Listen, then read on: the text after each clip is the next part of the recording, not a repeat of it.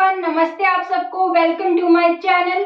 और आज हम करने वाले हैं भाई हमारा जो एचटेट का एग्जाम है, जो एचटेट 2023 का लेवल 2 साइंस के लिए एग्जाम है, उसके हम जो साइंस वाला सेक्शन है हमारा 60 के 60 क्वेश्चन को डिस्कस करने वाले हैं विद सॉल्यूशन। मैं आपको एक्सप्लेन करूंगी कि आप किस अप्रोच के साथ क्वेश्चन को वहां पर सोल्व कर सकते हो। ठीक है, तो सबसे पहले हम शुरू करते हैं 91st क्वेश्चन। जो हमारा साइंस का सेक्शन है वो सबसे लास्ट में आता है। 91st क्वेश्चन से हमारे साइंस के क्वेश्चन स्टार्ट होते हैं।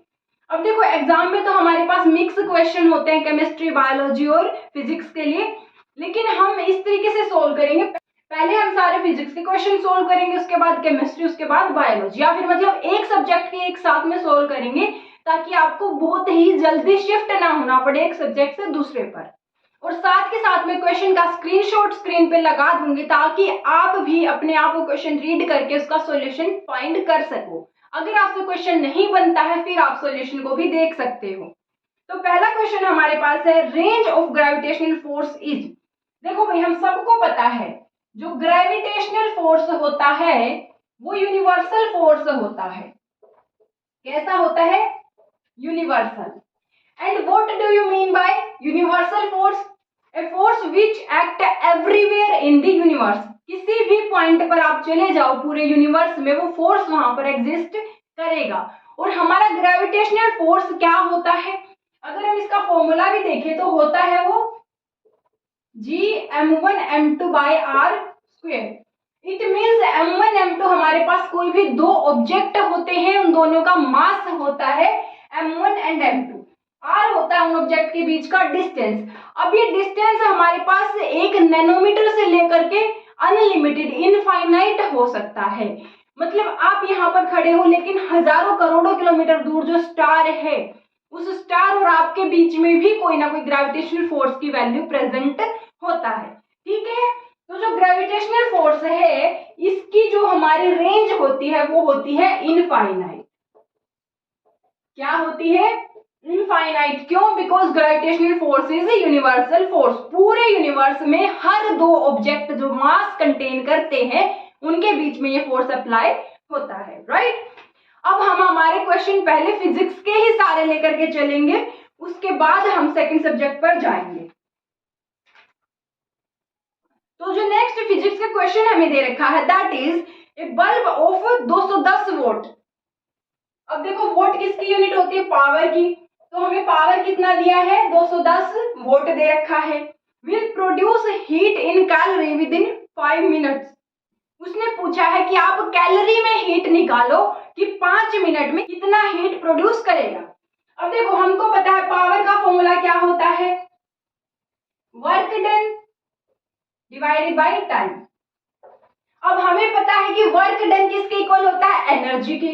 तो हम पावर को क्या लिख सकते हैं? एनर्जी पर यूनिट टाइम। हम इस तरीके से भी लिख सकते हैं। अब एनर्जी कौन सी एनर्जी? जो हीट एनर्जी है। बल्ब ग्लो करेगा तो हीट एनर्जी जो देगा, यही हमें फाइंड करना है। तो यहां से एनर्जी की वैल्यू क्या हो जाएगी? Power into time. पावर हमको कितना दिया है? 210 वोट। टाइम हमको कितना दिया है? 5 मिनट। लेकिन हम मिनट में ना लेकर के जो standard SI unit of time है सेकंड, उसमें कन्वर्ट करेंगे। तो जब 5 मिनट को सेकंड में लेके जाएंगे तो मल्टीप्लाई बाय 60 सेकेंड्स। ठीक है, तो ये वैल्यू हमारे पास क्या हो जाएगी?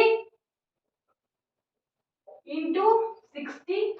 और देखो भाई, जो हमारी पावर किस में है? वोट में। टाइम किस में है? सेकंड में। तो इस वक्त जो एनर्जी आएगी वो हमारी आएगी किस में? जूल में आएगी। एनर्जी आएगी जूल में। तो इस वैल्यू को अगर सोल्व करें तो एनर्जी कितना आ रहा है? ठीक है, तो हमारे पास 63,000 जूल आ रही है एनर्जी। पर हमें किस में चाहिए? कैलोरी में।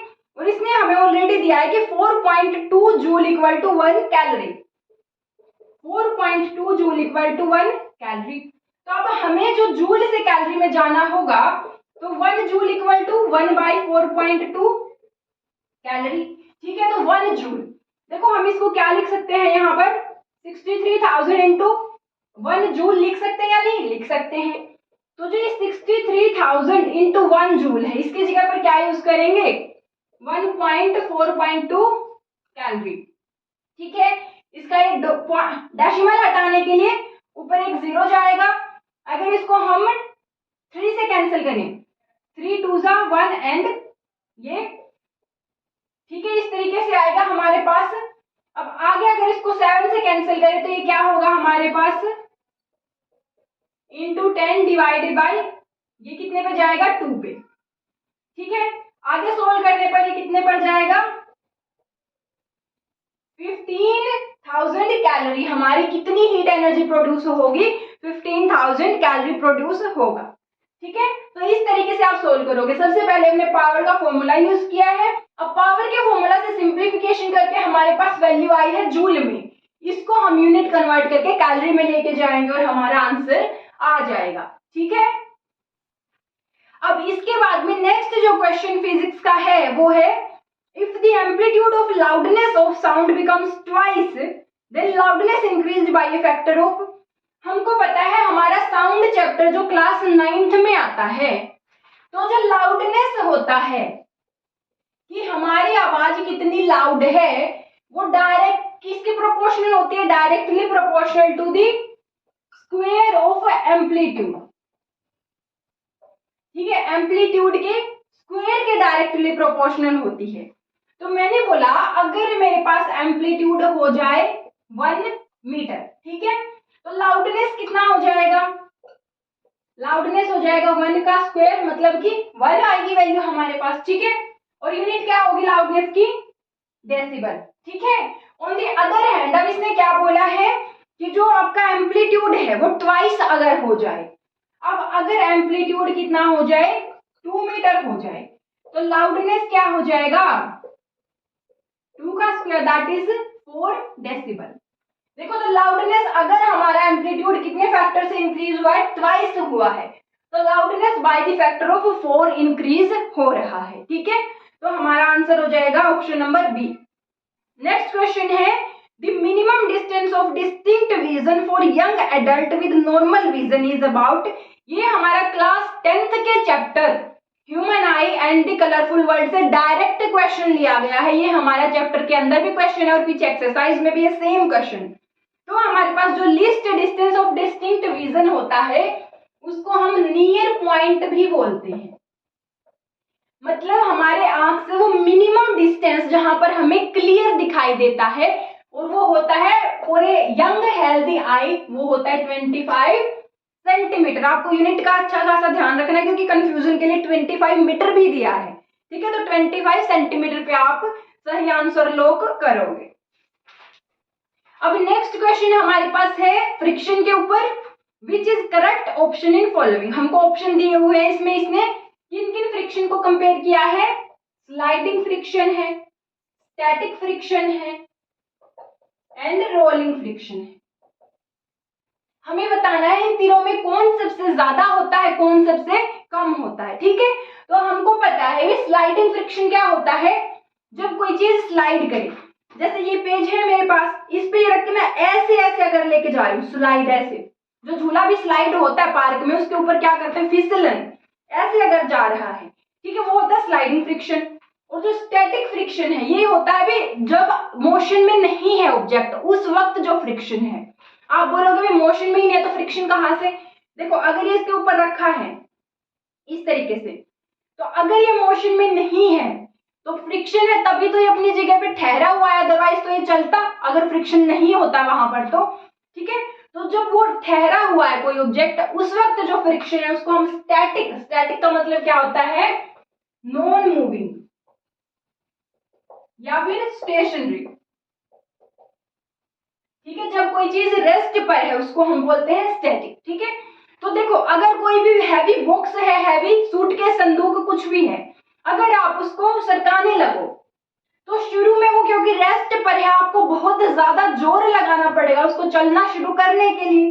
लेकिन अगर एक बार फिसलना शुरू हो गया, स्लाइड होना शुरू हो गया, उसके बाद आपको पहले से कम फोर्स लगाना पड़ता है, मतलब उसको चलाने के लिए, शुरू करने के लिए तो ज्यादा लगाना पड़ता है पर चलता रखने के लिए कम लगाना पड़ता है।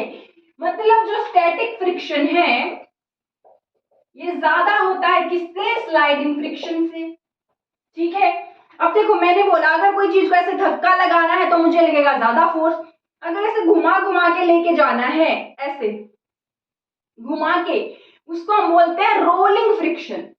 जैसे हमारे पास व्हील्स होते हैं, रोलिंग फ्रिक्शन सबसे कम क्यों होता है? अभी देखो एक बार तो हमारे ग्राउंड के साथ ये पॉइंट कांटेक्ट में है, अब जैसे ही आगे बढ़ेगा फिर ये पॉइंट कांटेक्ट में आएगा, हमारा जो पॉइंट ऑफ कांटेक्ट है वो कंटिन्यूअसली चेंज होता है, तो जो रोलिंग फ्रिक्शन है ये सबसे ही कम होता है।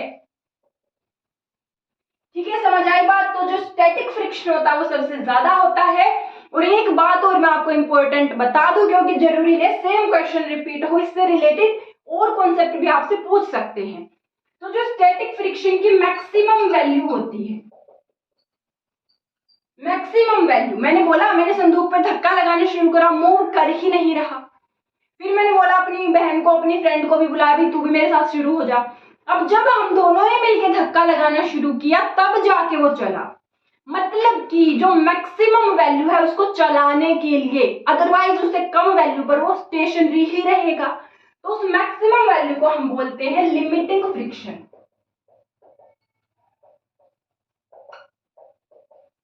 कौन सा होता है? Maximum value of static friction को ही बोलते हैं लिमिटिंग फ्रिक्शन। तो अगर यहाँ पर वो लिमिटिंग फ्रिक्शन भी ऐड कर देता तो सबसे ज्यादा किसकी वैल्यू हो जाती? लिमिटिंग फ्रिक्शन की हो जाती। ठीक है, क्योंकि वो मैक्सिमम होता है स्टैटिक फ्रिक्शन में भी। अब यहाँ पर एक और नोट करने की बात यह है कि जो फ्रिक्शन होता है, friction is also a type of force, तो इसकी यूनिट क्या होती है भाई? न्यूटन होती है। ठीक है, क्या यूनिट यूज करोगे आप फ्रिक्शन के लिए? न्यूटन यूज करेंगे। ठीक है, अब हम नेक्स्ट क्वेश्चन डिस्कस करते हैं। अब जो नेक्स्ट क्वेश्चन है बहुत ही बढ़िया क्वेश्चन है भाई, दिमाग भी लगेगा, फॉर्मूला भी लगेगा, कैलकुलेशन भी होगा, सोल्व भी करना है। ठीक है, तो if an object is moving with constant acceleration along one direction only, मतलब हमको मोशन इन स्ट्रेट लाइन का क्वेश्चन दिया हुआ है। ठीक है, एक्सेलरेशन इसने कांस्टेंट बोला है, मतलब जी अगर हमने एक्सेलरेशन ड्यू टू ग्रेविटी क्या ले लेंगे वैल्यू? जी, तो ये बोल रहा है ये जी ही रहेगी थ्रू आउट हमारे पूरे क्वेश्चन में। तो then the distance travelled in the nth second, इसने बोला आपका ऑब्जेक्ट चला है n सेकंड। ठीक है, आपको पूरा डिस्टेंस नहीं बताना, अगर मैंने बोला 15 सेकंड चले हो टोटल, आपने चलना शुरू करा, 15 सेकंड चलते रहे, पूरा 15 सेकंड में कितना चले नहीं बताना, जो लास्ट के 15वें सेकंड थे सिर्फ उसमें कितना चले वो पूछा है।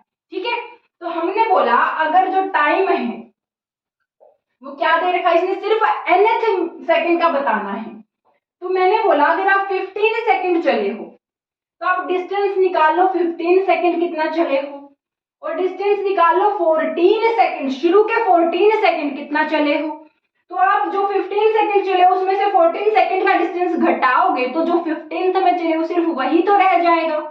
समझ आई ये बात? तो पहले हम क्या करेंगे, n सेकंड के लिए डिस्टेंस निकाल लेंगे, उसके बाद हम किसके लिए निकाल लेंगे? n-1 सेकंड के लिए, और इसमें से जब ये सब्ट्रैक्ट करेंगे तो सिर्फ nth सेकंड में कितना डिस्टेंस तय किया है वही तो रह जाएगा। अब अगर आप में से कोई महान बच्चा ये सोचने लग जाए कि मैम अब nth सेकंड और n-1 सेकंड में 1 सेकंड का तो डिफरेंस है, मैं 1 सेकंड की वैल्यू रख के अगर निकाल लूं, तो मेरे बच्चे तब आपकी वैल्यू सिर्फ 1 सेकंड में आप कितना चले हो, जब आपने चलना शुरू करा वो फर्स्ट सेकंड की वैल्यू आएगी। ठीक है, तो आपको सबसे पहले टोटल निकालना है, n-1 उसमें से घटाओगे। अगर वो पूछ लेता कि लास्ट के 2 सेकंड में कितना चला है, तो n की निकाल लो, n-2 की निकालो, फिर उसका डिफरेंस ले लो। ठीक है, तो हम क्या करेंगे इस तरीके से, सबसे पहले हमें पता है जो इक्वेशन ऑफ मोशन होती है हमारे पास, जब ऑब्जेक्ट एक डायरेक्शन में चल रहा होता है, ठीक है, तो क्या होती है, तो तीनों इक्वेशन ऑफ मोशन बताओ मुझे पहले। v is equal to u plus at, क्योंकि आप ये मत सोचो कि मैम जो क्वेश्चन है सिर्फ वही करा दो, भाई हो सकता है इस बार कॉन्सेप्ट सेम रहेंगे, चीजें सेम रहेंगी, लेकिन वैरी तो होके आएगा ना क्वेश्चन पेपर, तो उनसे रिलेटेड चीजें भी साथ के साथ इंटरेस्ट के साथ सीखते हुए चलो। ठीक है, सेकेंड इक्वेशन ऑफ मोशन क्या होती है, s equal to ut plus half at square, and third equation of motion is 2as equal to v square minus u square. हमको निकालना है यहाँ पर क्या, डिस्टेंस। डिस्टेंस जो होता है वो s से डिनोट करते हैं। v होता है हमारा final velocity, u initial velocity, a होता है acceleration due to gravity and t is time. तो अब हमें s निकालना है तो हम डायरेक्ट ये वाली इक्वेशन यूज कर लेंगे। तो इस इक्वेशन में डिस्टेंस को अगर हम s से ही डिनोट करते हैं, u क्या है इनिशियल वेलोसिटी, उसको हम u ही रखते हैं। अब टाइम पहले हम n के लिए निकाल लेंगे तो वैल्यू हो जाएगी n plus half a, acceleration को हम g से डिनोट कर लेते हैं and t square that is n square. ठीक है, ये है हमारा टोटल डिस्टेंस, ये हम इसको n ऐसे डिनोट कर देते हैं। s n माइनस 1 क्या हो जाएगा, u तो सेम है, अभी जितनी वेलोसिटी से शुरू किया था सेम वही है वेलोसिटी। टाइम क्या है यहाँ पर n minus 1 second plus 1/2, acceleration same है and again n minus 1 to square. ठीक है, अगर हम इसको सोल्व करें तो ये क्या हो जाएगा, अभी हमारे पास इधर लिख लेते हैं un minus u plus half, ये क्या हो जाएगा g into n square plus 1 minus 2n। ठीक है, तो अब हम क्या करते हैं, एस n माइनस 1 ये किसकी वैल्यू दे देगा हमें, nth सेकंड में, जो सिर्फ nth सेकंड में उसने डिस्टेंस कवर किया होगा। तो एस एन की वैल्यू हमारे पास क्या है, ये है un plus half G N square minus, इसमें से सब्ट्रैक्ट क्या करेंगे, ये वाली टर्म पूरा un माइनस, ये माइनस ऑलरेडी है, एक माइनस होकर के क्या हो जाएगा प्लस u, सॉरी n नहीं u, प्लस हाफ जी, ये क्या हो जाएगा n स्क्वायर प्लस हाफ जी माइनस हाफ जी और साथ में क्या है 2n। अब देखो ये यहाँ पर माइनस है, पर ये एक हमारा माइनस यहाँ पर टोटल टर्म क्या आ गया, तो अगेन क्या हो जाएगा प्लस।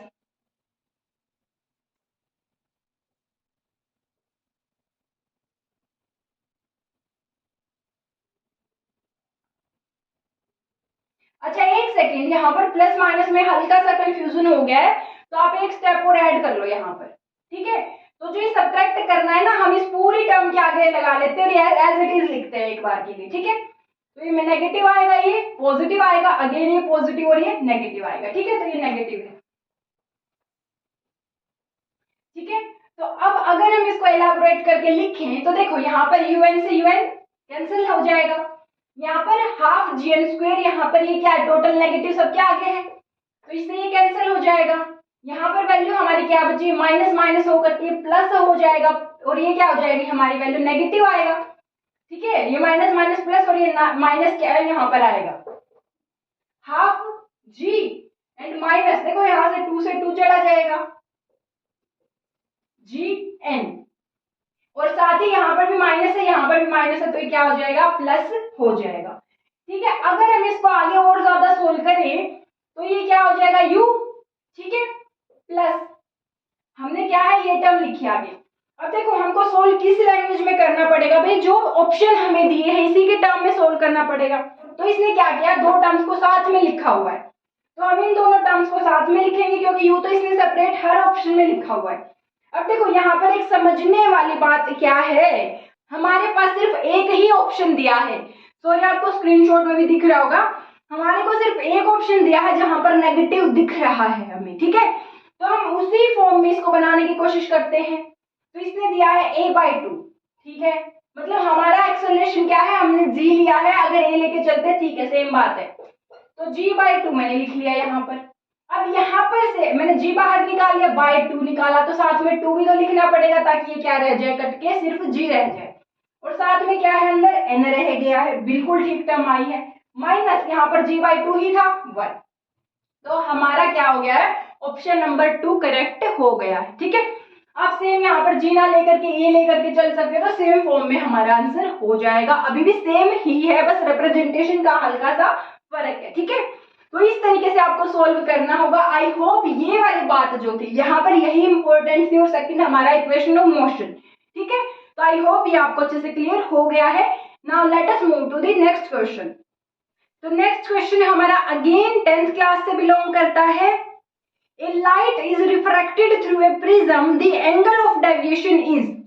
देखो भी इसने क्या बोला है, प्रिज्म लेना है हमें, ये रहा प्रिज्म, ठीक है। अब यहां से हमारे पास प्रिज्म में क्या होगा, इंसिडेंट रे फॉल होगी। तो यहाँ पर बाहर एयर है, अंदर प्रिज्म ग्लास का बना है, ठीक है। तो हमने क्या बोला, कहां से कहां जा रही है, रेयर से डेंसर में जा रही है हमारी लाइट रे। तो यहाँ पर क्या होगा, रिफ्रैक्शन होगा। ये नॉर्मल अगर हो जाए तो ये हमारी है कौन सी, इंसिडेंट रे, एक्चुअल पाथ है जो उसका। लेकिन रिफ्रैक्ट होकर टुवर्ड्स द नॉर्मल ऐसे बेंड हो जाएगी लाइट, ठीक है। रेयर से डेंसर जाने पर टुवर्ड्स द नॉर्मल बेंड हो जाएगी। अब यहाँ पर अगेन मीडियम चेंज हो रहा है तो रिफ्रैक्शन होगा, उसके लिए हमने नॉर्मल ड्रॉ किया। अब लाइट तो ऐसे जा रही थी, लेकिन ड्यू टू रिफ्रैक्शन अब कहां से जा रही है, डेंसर से रेयर। तो अब लाइट रे कहां बेंड हो जाएगी, अवे फ्रॉम नॉर्मल, ये बेंड हो जाएगी। अब जो ये वाली रे है, ये इंसिडेंट रे है, ये रिफ्रैक्टेड, और जो ये बाहर निकलने वाली रे है, इसको हम बोलते हैं इमर्जेंट रे। क्या बोलते हैं भाई इसको, इमर्जेंट रे बोलते हैं, ठीक है। अब देखो ये थी हमारी अंदर जाने वाली रे, ये है हमारी बाहर आने वाली रे। तो जो एंगल ऑफ डेविएशन, डेविएशन मतलब पाथ में कितना चेंज आ गया है, कितना डेविएट हो गई अपने ओरिजिनल पाथ से, उसी को बोलते हैं एंगल ऑफ डेविएशन। तो ये तो था इसका ओरिजिनल पाथ, ये है इसका जो चेंज आ गया है डायरेक्शन में, ठीक है। तो जो ये वाला एंगल रहता है हमारा, ये वाला एंगल इंसिडेंट रे और इमर्जेंट रे के बीच में, इसको हम कैपिटल डी से डिनोट करते हैं, which is known as the angle of deviation. तो हमारे पास एंगल ऑफ डेविएशन क्या हो जाएगा, यहाँ पर the angle between incident ray and emergent रे, ठीक है। इंसिडेंट और इमर्जेंट के बीच के एंगल को एंगल ऑफ डेविएशन बोला जाता है। और अगर आपसे पूछ ले कि एंगल ऑफ प्रिज्म क्या होता है, तो जो ये वाला एंगल होता है, इसको हम कैपिटल ए से डिनोट करते हैं, और ये होता है एंगल ऑफ प्रिज्म। और एंगल ऑफ प्रिज्म ऐसा नहीं आप इस एंगल को बोल दो एंगल ऑफ प्रिज्म, नहीं, क्यों, एंगल ऑफ प्रिज्म होता है the angle of those two sides of prism from which रे इज इंसिडेंट एंड एमर्जिंग। जिन दो फेसेस से हमारी रे एंटर करी है और बाहर एमर्ज करी है, सिर्फ उन दो फेसेस के बीच में जो एंगल होता है उसको एंगल ऑफ प्रिज्म बोला जाता है, राइट। तो चलो अब हम फिजिक्स का हमारा नेक्स्ट क्वेश्चन देखते हैं। नेक्स्ट क्वेश्चन दिया है the distance travelled by A particle varies with time. इसने हमको क्या दिया है भाई, डिस्टेंस टाइम के साथ जो वेरी कर रहा है वो relation, that is 1.2 t square दिया है, ठीक है, ओके। अब इसने पूछा है, और ये कितने में है, मीटर में दे रखा है, डिस्टेंस किस में दे रखा है, मीटर में। तो the average speed during the interval, कितना टाइम 0 से लेकर के 10 सेकंड तक जो स्पीड से वो चला है, उस स्पीड का एवरेज पूछा है, ठीक है। तो हमें पता है एवरेज स्पीड क्या होता है, एवरेज स्पीड का फॉर्मूला,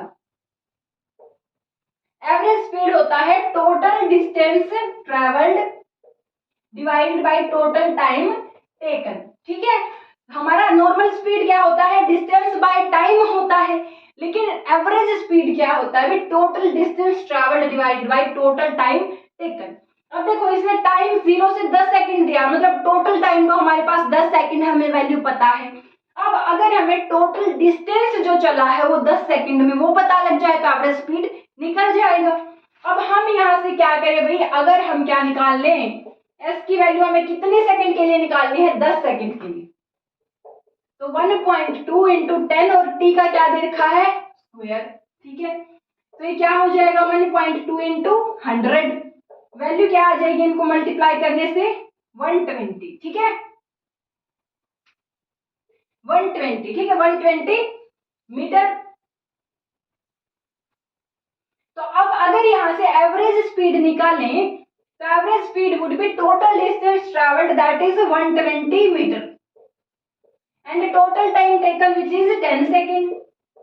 तो क्या आ जाएगा, 12 मीटर पर सेकेंड हमारा क्या हो जाएगा, एवरेज स्पीड आ जाएगा, ठीक है। तो हमारा ऑप्शन नंबर 4 करेक्ट हो जाएगा। तो नेक्स्ट क्वेश्चन है, a force F equal to, हमें फोर्स की वैल्यू दे रखी है, अभी क्या वैल्यू दे रखी है, 2I + 3 3j प्लस 6k। ठीक है, जो i, j और k होते हैं ये हमारे x, y और z जो हमारी एक्सिस होती है उनमें हमारे यूनिट वेक्टर्स लेते हैं हम। ठीक है, तो इसने बोला है न्यूटन x ऑन ए 5, ये हमारी फोर्स की यूनिट क्या होती है, न्यूटन होती है, न्यूटन में दिया हुआ है। x on A 5 kg object, जो ऑब्जेक्ट है उसका मास कितना दे रखा है भी, 5 kg दिया हुआ है। फॉर 10 सेकेंड, टाइम कितना दे रखा है, 10 सेकेंड्स दे रखा है। ठीक है, पूछा है then the change in velocity of object will be, change in velocity पूछा है। देखो भाई हमें पता है फोर्स का फॉर्मूला क्या होता है, मास इनटू एक्सेलरेशन होता है, राइट।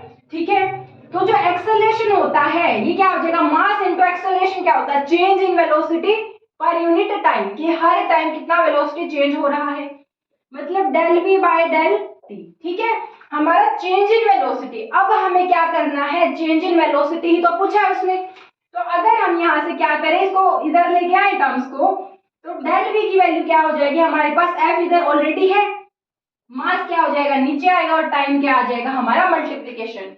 मतलब जो चेंज इन वेलोसिटी है उसकी वैल्यू क्या होगी, force into time divided by मास। ठीक है, अब हमें फोर्स भी गिवन है, मास भी गिवन है, टाइम भी गिवन है, हम क्या करते हैं ये वैल्यूज को यहाँ पर पुट कर लेते हैं। तो फिर हम इसको कैसे लिख सकते हैं भाई, फोर्स की वैल्यू है हमारे पास 2i plus 3j plus 6k। ठीक है, और साथ में हमारे पास multiplied by time which is 10 seconds divided by mass जो है हमारे पास 5 kg। ठीक है, तो अगर ये इससे कैंसिल करें तो क्या हो जाएगा, यहाँ पर 2 और ये 2 इन सब टर्म्स के साथ क्या होगा, मल्टीप्लाई होगा। तो अगर हम इन सबको सोल्व करें, आप तब तक ट्राई करोगे सोल्व करके क्या आएगा। देखो भी, तो हमारे पास जो ये डेल्टा v है, चेंज इन वेलोसिटी है, इसकी वैल्यू क्या हो जाएगी, 4i plus 6j plus 12k। ठीक है, और i, j और k ये क्या है हमारे पास, x, y, z एक्सिस में यूनिट वेक्टर्स हैं। ठीक है, तो अगर यहाँ से हमें मैग्नीट्यूड निकालना है, अगर इसे फॉर्म में ऑप्शन होता तो हम यही छोड़ देते, लेकिन यहाँ पर मैग्नीट्यूड पूछा है, तो अगर इस फॉर्म में होता है हमारा चेंज इन वेलोसिटी या फिर कोई भी टर्म, ठीक है, तो यहाँ से अब अगर हमें v जो कि चेंज इन वेलोसिटी है इसका मैग्नीट्यूड निकालना है, और इसको अगर हमने इसको बोलते हैं V X I plus V Y J plus V Z. क्यों वी एक्स, क्योंकि एक्स एक्सिस में जो वेलोसिटी का कंपोनेंट है उसको रिप्रेजेंट कर रहा है ये वाई एक्सिस में एंड ये जेड एक्सिस में। तो यहाँ से हमारे पास फॉर्मूला होता है V X square plus V Y square plus V Z square और इसका अंडर रूट। ठीक है, तो अगर वैल्यू हम v की निकालें तो क्या हो जाएगी हमारे पास, 4 का स्क्वायर दैट इज 16 प्लस 6 का स्क्वायर दैट इज 36 प्लस 12 का स्क्वायर दैट इज 144 और इस सारे का अंडर रूट। अब अगर हम इनको ऐड करें तो क्या हो जाएगा हमारे पास, 36 प्लस 144 दैट इज 180 प्लस 16 196 और इसका अंडर रूट। अब हम सबको पता है कि 196 किसका स्क्वायर होता है, 14 का। तो ये हमारे पास जो v है इसकी वैल्यू क्या आ जाएगी, 14 मीटर पर सेकेंड। ठीक है, तो इस तरीके से सॉल्व होगा। हमको फोर्स दे रखा है, फोर्स का फॉर्मूला यूज करेंगे, यहाँ से वेलोसिटी आएगी 3 डायमेंशन में हमारे पास, वहां से इसका मैग्नीट्यूड निकालेंगे ये फॉर्मूला यूज करके। ठीक है, तो हमारा सेकंड ऑप्शन यहाँ पर करेक्ट हो जाएगा। So next question is when an electron is passing through magnetic field then, हमारे को इसने पूछा है कि वेलोसिटी और एनर्जी पे क्या फर्क पड़ेगा जब एक इलेक्ट्रॉन एक मैग्नेटिक फील्ड से पास होगा। तो भाई ये हमारे पास क्या होता है, जो इलेक्ट्रॉन है जब वो मैग्नेटिक फील्ड से पास करेगा तो उसकी वेलोसिटी और उसकी एनर्जी दोनों सेम रहती हैं, कोई चेंज वहां पर नहीं आता है। ठीक है, तो हमारा ऑप्शन नंबर 4 है, जो velocity and energy of electron remain constant, ये वहां पर ठीक हो जाएगा। ठीक है, जो मैग्नेटिक फील्ड होता है वो क्या होता है, एक एरिया होता है अराउंड ए मैग्नेट जिसमें कोई भी अदर ऑब्जेक्ट वहां पर उसका फील्ड की स्ट्रेंथ को महसूस करता है, रिपल्शन या अट्रैक्शन को महसूस कर सकता है। और जो एक वायर होती है करंट कैरिंग वायर, ऐसा नहीं अब जैसे कोई इलेक्ट्रिक वायर है उसमें अगर करंट पास नहीं हो रहा उस वक्त उसके अराउंड मैग्नेटिक फील्ड नहीं होगा, पर अगर उसमें से करंट पास होने लगे तो वो wire will behave as a magnet और उसके आसपास मैग्नेटिक फील्ड जनरेट हो जाएगा। ठीक है, तो हमारे पास बेसिकली जो मैग्नेटिक फील्ड होता है किस वजह से होता है? अभी जो मैग्नेटिक फील्ड होता है, मैग्नेटिक फील्ड होता है due to motion of charge. ठीक है, चार्ज जो करंट है हमारा वो चार्ज की वजह से ही तो प्रोड्यूस होता है। तो जब वो चार्ज मूव होता है तो वो हमारा जो वायर है will be as a magnet और मैग्नेटिक फील्ड वहां पर प्रोड्यूस हो जाएगा। ठीक है, और जो मैग्नेटिक फील्ड होती है अगर इसकी यूनिट की बात करें तो क्या होती है? टेस्ला होती है, राइट। हमारे पास क्वेश्चन है in which of the following mirror is used as a rear view mirror in vehicle. भाई जो हमारे पास दो तरह के स्फेरिकल मिरर होते हैं, एक होता है कॉनकेव और एक होता है कॉन्वेक्स होता है। ठीक है, अगर इनके यूजेस की बात करें तो कॉनकेव हमारा एक तो as a shaving mirror use होता है, शेविंग मिरर यूज होता है। जो हमारे टॉर्च होते हैं उनमें यूज होता है, सर्च लाइट में यूज होता है। ठीक है, या फिर सोलर फर्नेस में यूज होता है। ठीक है, वहां पर यूज होता है। और जो कॉन्वेक्स मिरर है, कॉन्वेक्स मिरर कहां पर यूज होता है? जो रियर व्यू मिरर होते हैं किसके? जो व्हीकल्स के हैं। क्यों यूज होता है? क्योंकि कॉन्वेक्स जो हमारा मिरर होता है ये हमेशा कैसी इमेज बनाएगा? स्मॉल इमेज बनाएगा, जो एक्चुअल साइज है उससे छोटी इमेज बनाता है और सीधी बनाता है। Always virtual erect and diminished. और जो फील्ड ऑफ व्यू होता है भी कॉन्वेक्स मिरर का,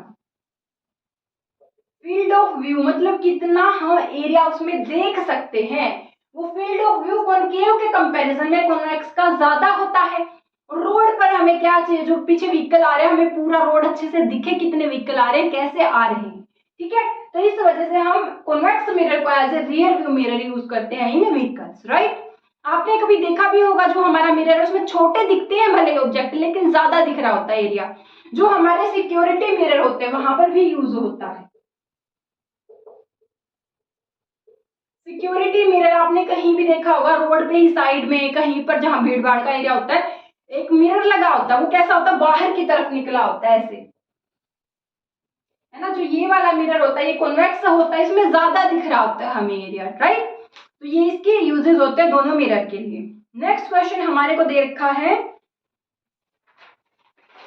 next question is at a height h above the earth surface the fractional change in the value of acceleration due to gravity is। देखो पहली बात यहाँ पर क्या है जो इम्पोर्टेंट है वो ये है कि जो एक्सेलरेशन ड्यू टू अर्थ, कितना गंदा सा बन गया,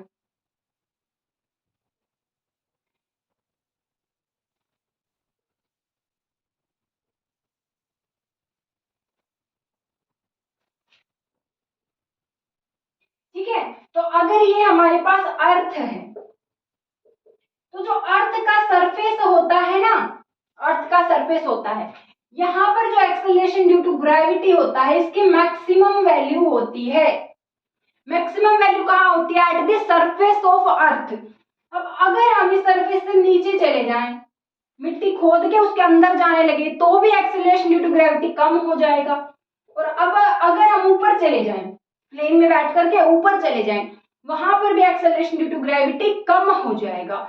कहने का मतलब मैक्सिमम तो कहाँ होगा? सरफेस ऑफ अर्थ पर ही होगा। अब इसने पूछा है कि अगर हाइट h पर चले जाएं, ये हाइट कितनी पर चला गया है? h हाइट पर ऊपर चला गया सरफेस से, ठीक है। तो पूछ रहे कितना फ्रैक्शनल चेंज होगा हमारे एक्सेलरेशन ड्यू टू ग्रेविटी में। तो इस पॉइंट के ऊपर जो एक्सेलरेशन ड्यू टू ग्रेविटी है अगर g डैश में बोलूं तो उसकी वैल्यू क्या होती है? वो होती है g into 1 minus 2h by R E. जो आर ई है ये रेडियस ऑफ अर्थ और जो h है ये है height above the surface of earth. तो उसने पूछा कितने फैक्टर से चेंज होगा, तो देखो g इंटू 1 ये तो हमारी ओरिजिनल वैल्यू हो जाती है g की, लेकिन 2h बाई आर से कम हो गया ना, तो हमारा कौन से फैक्टर से कम होगी acceleration due to gravity? By the factor of 2h by R. तो हमारा option number 3 will be correct. अब नेक्स्ट क्वेश्चन में हमें क्या दिया है? A convex mirror has a curvature of 3 metre. Radius of curvature कितना दे रखा है 3 मीटर। और जो हमारा कॉन्वेक्स मिरर होता है, देखो भाई इस तरीके से होता है कॉन्वेक्स, हमने अभी पीछे भी देखा। तो इसका जो ये स्फीयर है इस तरीके से स्फीयर होगा, इसका रेडियस कहाँ होगा इस तरफ, ठीक है। और रिफ्लेक्टिंग सरफेस इस तरफ है, ये तो पॉलिश्ड है ना, तो हमको ऑब्जेक्ट तो यहाँ पर ही रखना पड़ेगा जिसका इमेज देखना है। यहाँ से लाइट रेज इस तरीके से फॉल होंगी इसके ऊपर, तो हमारा जो ये डायरेक्शन है रेडियस का ये क्या हो जाएगा पॉजिटिव, और जो फोकस होता है वो यहाँ पर लाई करता है वो भी क्या हो जाएगा पॉजिटिव। रेडियस का साइन क्या होगा पॉजिटिव होगा। अब हमें ये पता है कि हम कौन से मिरर स्टडी करते हैं, mirror of small aperture. Small aperture वाले मिरर के लिए जो फोकल लेंथ होता है that is always half of the radius of curvature. मतलब जो फोकल लेंथ मतलब जो फोकस होता है वो रेडियस ऑफ कर्वेचर का बाइसेक्ट करता है, बिल्कुल बीच में लाई करता है, ठीक है। तो हमारे पास रेडियस ऑफ कर्वेचर बाय 2, तो जो फोकस है या फिर फोकल लेंथ कितना आ जाएगा 1.5 मीटर आ जाएगा, ठीक है। फोकल लेंथ कितना है प्लस 1.5 मीटर है, या फिर इसको 15/10 मीटर लिख लेते हैं, राइट। साथ ही हमको क्या दे रखा है object is located at 5 metre, मतलब ऑब्जेक्ट पोजीशन जिसको हम यू से डिनोट करते हैं वो है 5 मीटर।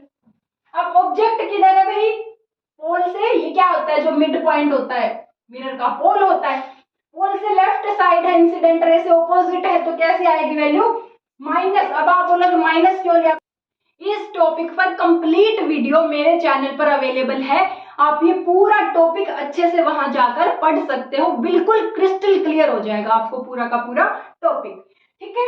तो हमने फोकल लेंथ पॉजिटिव क्यों लिया, ऑब्जेक्ट डिस्टेंस नेगेटिव क्यों लिया, इसके लिए आप मेरे चैनल पर जाइए और sign convention by spherical mirror video देख लीजिए। अब उसने पूछा है then find the position of image, image कितना दूर बनेगा हमारे मिरर से, ठीक है। तो जो पोजीशन ऑफ इमेज है हम उसको v से डिनोट करते हैं और उसकी वैल्यू हमें फाइंड करना है। f है हमारे पास, u है, v की वैल्यू फाइंड करना है। तो हमारे पास होता है एक मिरर्स फॉर्मूला, क्या होता है मिरर्स फॉर्मूला, क्या होता है और वो फॉर्मूला क्या होता है अभी, मिरर्स फॉर्मूला होता है 1/v plus 1/u is equal to 1/f। Ink refill कर लेते हैं थोड़ा,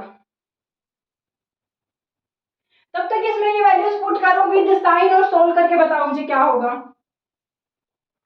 देखो भी हम यहाँ पर जो भी वैल्यूज पुट करते हैं हमेशा विद साइन पुट करते हैं, ठीक है। तो 1/v, v की वैल्यू तो हमें पता ही नहीं क्या है, प्लस 1/u, u की वैल्यू क्या है हमारे पास -5 और 1/f, f की वैल्यू है 15/10, 1 बाई करेंगे तो क्या हो जाएगा उल्टा हो जाएगा, ये 10 ऊपर चला जाएगा इस तरीके से। अब हम क्या करें इस टर्म को राइट हैंड साइड अगर ले जाएं, 10/15 इधर माइनस में था उधर जाके प्लस हो जाएगा, राइट। अब इसको सोल्व करने के लिए अगर एलसीएम निकालें तो 15 एलसीएम ले लेते हैं, ये क्या हो जाएगा 10 प्लस 3 वैल्यू आ जाएगी विच इज 13/15। किसकी वैल्यू है ये 1/v, पर हमें किसकी वैल्यू निकालनी है भाई, हमें तो v की निकालनी है। तो हम इसको रेसिप्रोकल अगर कर दें तो v की वैल्यू क्या हो जाएगी 15/13 या फिर 1.15, ठीक है, क्या हो जाएगी मीटर।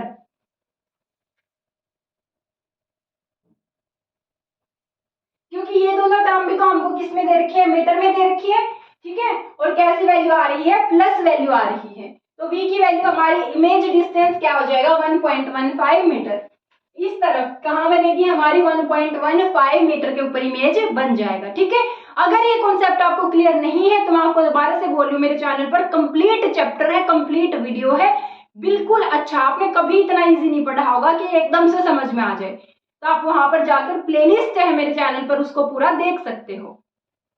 तो अब अगर हम नेक्स्ट क्वेश्चन देखें, ए पोर्टर लिफ्ट से लगेज ऑफ 15 kg, जो मास है लगेज का वो क्या दे रखा है 15 kg। देखो भाई कई बार क्वेश्चन में हमें वेट दिया होता है इंस्टेड ऑफ मास, तो आप कैसे आइडेंटिफाई करोगे मास और वेट में क्या डिफरेंस होता है। अगर यूनिट आपको किलोग्राम दे रखी है तो मतलब मास दे रखा है, अगर यूनिट आपको न्यूटन दे रखी है तो मतलब आपको वेट दे रखा है।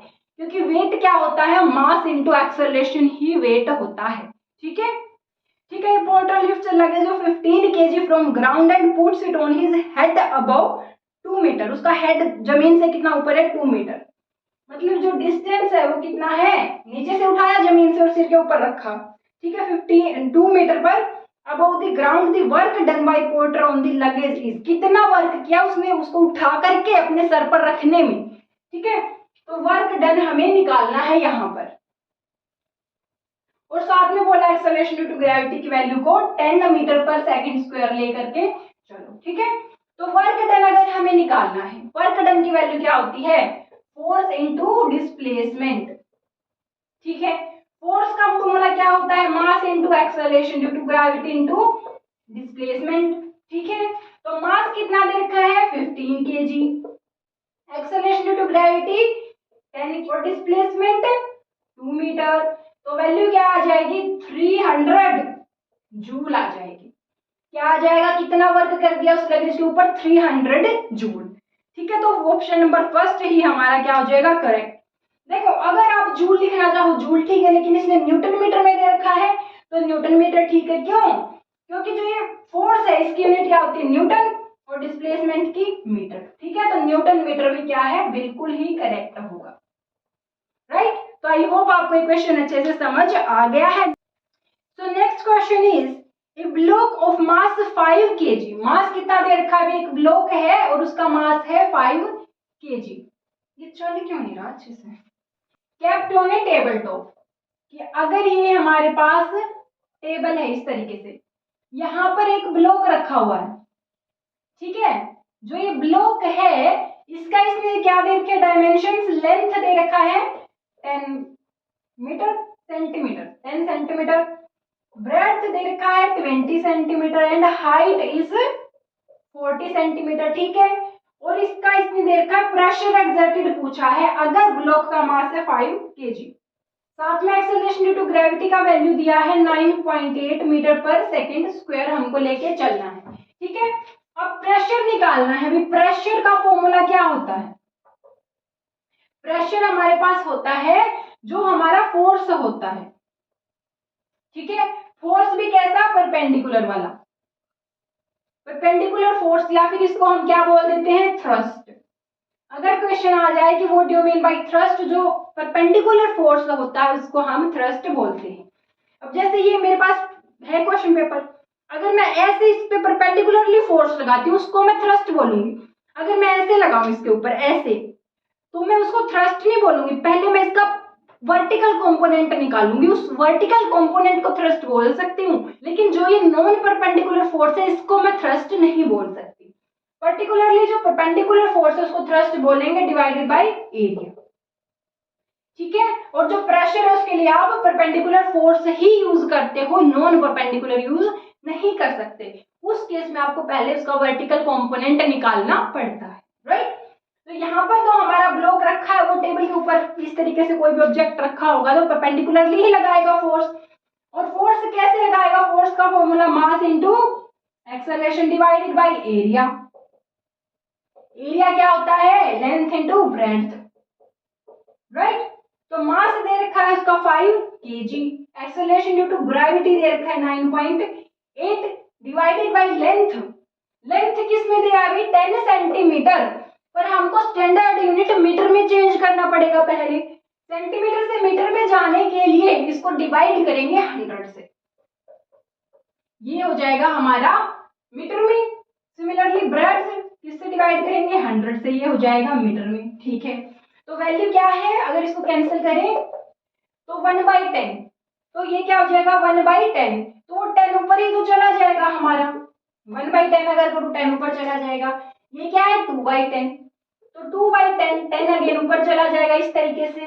ठीक है, अगर इसको मैं हटाऊं तो यहाँ पर नीचे 10 आ जाएगा, एक 10 से 10 चला गया, 2 से ये 5 पर चला गया, 5 5 जा 25 इंटू 98, ये मेरे पास क्या आ जाएगा, प्रेशर की वैल्यू आ जाएगी। अगर मैं इसको सोल्व करूं तो सोल्व करके वैल्यू हो जाएगी 2450, और जो क्या है देखो यूनिट की अगर बात करें, ऊपर फोर्स है, फोर्स की यूनिट होती है न्यूटन, नीचे एरिया है, एरिया की यूनिट होती है मीटर स्क्वायर।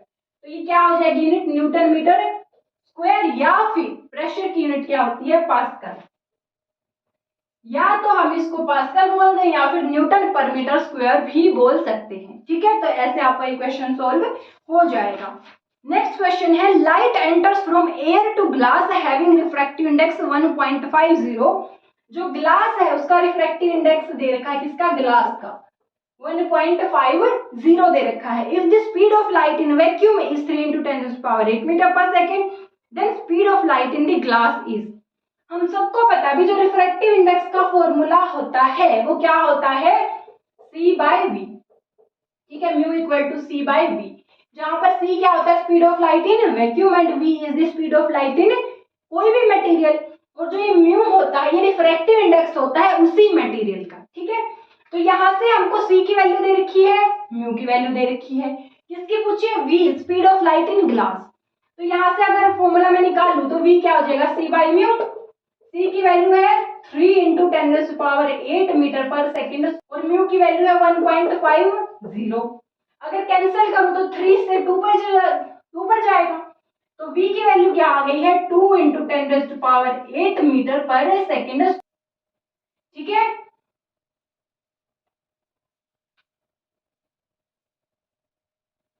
अच्छा एक सेकेंड भाई, ये मैंने गलती, मीटर पर सेकेंड में आएगा। ठीक है, तो क्या आएगी speed, 2 × 10⁸ metre per second. Okay, तो हमारा ऑप्शन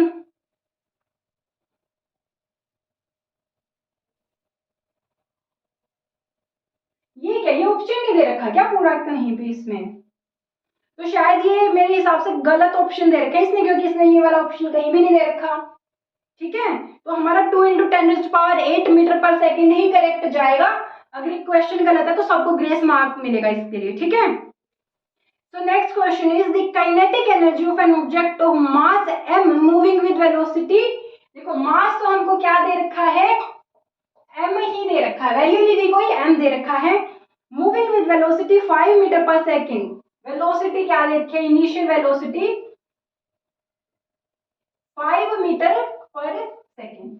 ठीक है, तो इसमें बोला है कि काइनेटिक एनर्जी उस टाइम पर इसकी कितनी दी है, 25 जूल।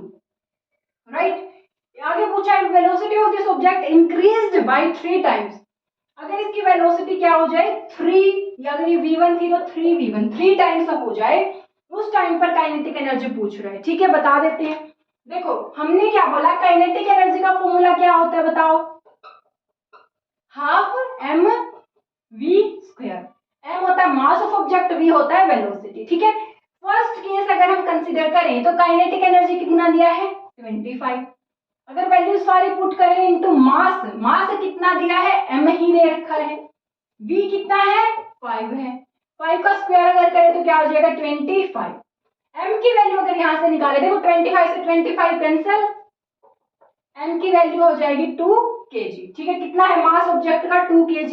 ऐसा भी हो सकता है वैल्यू यहां तक क्वेश्चन देकर के पूछ लेता मास बताओ तो आप ऐसे निकाल लेते, पर आगे अब उसने काइनेटिक एनर्जी पूछा जब वेलोसिटी उसकी 3 टाइम्स तक हो जाए, तो हम क्या करेंगे, काइनेटिक एनर्जी की वैल्यू क्या हो जाएगी, हाफ mv²।